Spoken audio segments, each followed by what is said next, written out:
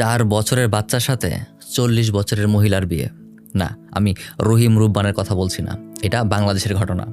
যদিও অনেক আগের ঘটনা, 2008 সালের ঘটনা।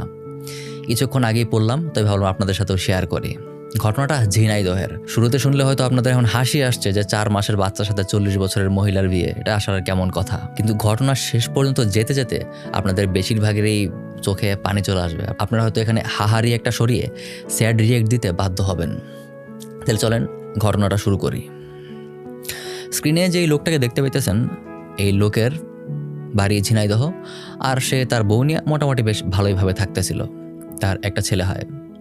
ছেলে মোটামুটি যখন বয়স 1 বছর, হঠাৎ ছেলে মারা যায়। তারপর কিছুদিন পর আবার আরেকটা ছেলে হয়। সেই ছেলে হওয়ার পর তারা অনেক খুশি, বাট সেই ছেলেও বেশি দিন বেঁচে থাকে না, সেও মারা যায়। এভাবে এক এক করে তার আরও 2টা ছেলে হয়।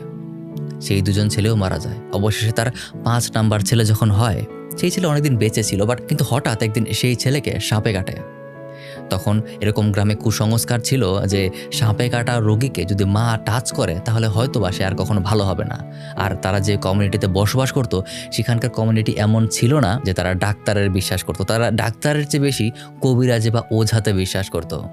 আর এই কারণে তাদের মধ্যে এই কুসংস্কারটা ছিল।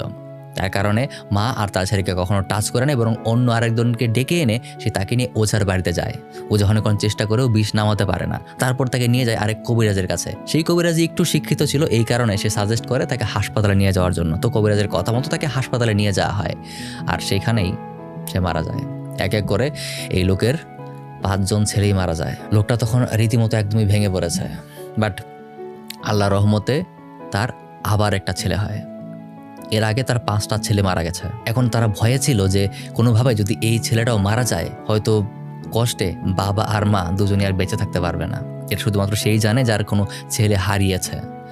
এই কারণে তখন তাদের মাথায় আসে এমন কিছু করতে হবে যেন ছেলেটা বেঁচে থাকে। তখনই বিভিন্ন মানুষ এসে নানা রকম সাজেশন দিতে শুরু করে। কেউ সাজেশন দেয় যে ছেলের বডিতে তুমি একটা খুঁত তৈরি করো, আবার কেউ সাজেশন দেয় ছেলেকে বিক্রি করে দাও, তাহলে হয়তো ছেলে বেঁচে যাবে। বাট এর মধ্যে সবচেয়ে ইউনিক একটা সাজেশন আসে তার প্রতিবেশীর কাছ থেকে। প্রতিবেশী আসলে সম্পর্কে তার স্ত্রীর খালা হয়।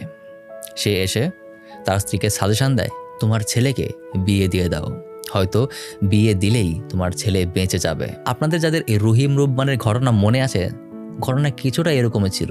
মূলত সেই 12 দিনের শিশুকে বাঁচানোর জন্যই কিন্তু মূলত বিয়েটা দেয়া হয়েছিল। তো এখানেও ঘটনা কিছুটা এরকমই।